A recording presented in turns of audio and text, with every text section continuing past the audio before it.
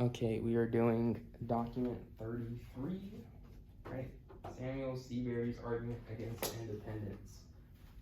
So, what is the source of this document? Samuel Seabury. That's not it. That is the who. So we'll That's jump the to the who first. Sorry. How you spell it? C and then bury. Bury. Like you bury something. All right, who is Samuel Seabury? The loyalist from Britain. Brits. Loyalist. What else? He's a refuge in New York. That's where he took refuge, yes, but that's really not important to who he is. What do you mean? What do you mean? I guess. So, like, what is important to knowing who he is? Like, what defines him in a sense? So, he's a refuge of New York. That's just where he's at now. He's an angelic minister. He later becomes one, yeah. So, we can add that, I guess. Becomes minister. What else? Where did he go to school? Yale. Yeah. Yale graduate. Scholar.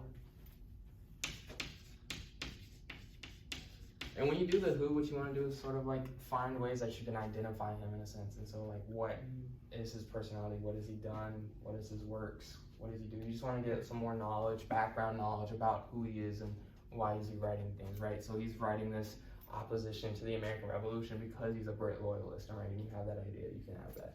All right, the source is an alarm to the legislation of the province of New York. So I'm gonna put alarm to province of New York, and basically that's just a pamphlet that Samuel Seabury wrote. So basically how Thomas Paine did Common Sense, this is Samuel Seabury's version of Common Sense, right? But it's to the New York province. All right, what is this about? I'll give you a hint, it says it in the title. Independence. What about independence? Opposing independence. Opposing whose independence? American colonies. Opposing American independence. All right, when was this written? 75. 1975. 1775. Or 1775, you want it? 1775. That recent, huh? I know, right? All right, where did this take place? New York. New York City. New York. NY stands for New York. Historical context. What backs up this argument? I kind of mentioned a little bit in this document and the previous one with Thomas Paine. What bolsters this idea of independence? Bolsters it a big word. Hang on. The British government's like high taxes and just like the treatment of the colonists from the British. So, taxation without rep. Rep stands for representation, right? All right, and what does that lead to? American Revolution. American Revolution, right? AM Rev stands for American Revolution. All right, so we have these ideas that Brianna was mentioning. British are opposing these acts against the colonists. Colonists are then therefore fighting back against it, sort of like beating on this bush a little bit, right? So what we talked about in the last document, we get this American Revolution, these ideas of liberty, wanting to fight for liberty, which, like I said, bolster this idea of independence, America wanting to start their own independence, as we see Samuel Seabury talk about how Congress is deemed like terrorist, essentially, right? They're like forcing their opinions on the colonists and viewing and taking their views away from the British government and showing how bad the British government is. In actuality, it's Congress who is treasonous, and how Congress is the one who is tyrannical, not the British monarchy, right? So we're seeing the opposite perspective to the like American colonists from a British point of view, not from an American point of view. So this is that British POV. All right, who is the audience? Who is Samuel Seabury writing this to?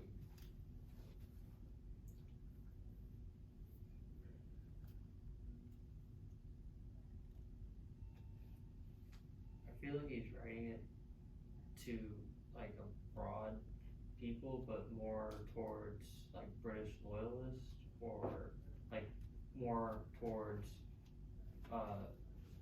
like for people back in Britain, like aimed that way. You're on the right track. You have the idea of Britain right? So he is talking to Britain per se, but like this right here, right? This idea of the province of New York. At the time, Britain itself occupied New York. The colonists did not occupy New York. So Britain sort of, like New York sort of the head of the British monarchy in New York. So he is talking this to a message to that province, sort of to that legislature. That legislature therefore is British and represents the monarchy. So he's essentially telling the monarchy what is going on in the colonists and like what their view of revolution is. So the audience would be British, NY legislature. And in the document, he states this a little bit. He talks about how that refuge in New York, right? And after that mention saying, hey, the British are occupying New York. This is their sort of station. That's why he's there and that's why he's doing this. Of course, it gets taken after the American Revolution. Okay, what is the lens? What lens can you take away from this document? This document.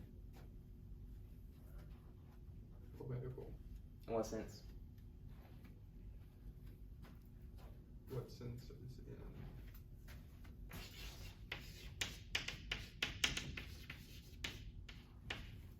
Like from what direction? Yeah. From the British. Well, not like what direction. Why is it political? Why is it political? Because he's discussing politics with. Okay, Hang on. Maybe.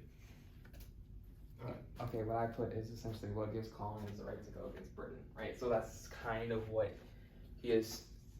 What is the takeaway from this sort of from this document, right? So it's, you can argue it could be the argument, right? That could be the argument. What gives colonies the rights to fight back against Britain?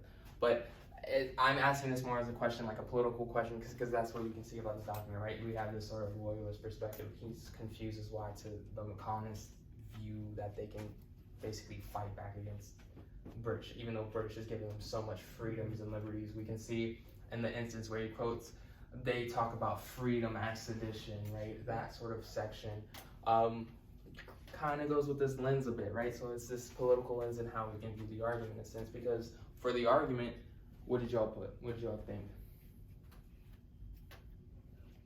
I would say it's not, it's kind of going against the whole colonists are freedom fighters. They're more rebels because they're more in a rebellion sense instead of a liberty sense. So they're not so much fighting for freedom, but just to rebel. For treason, yes.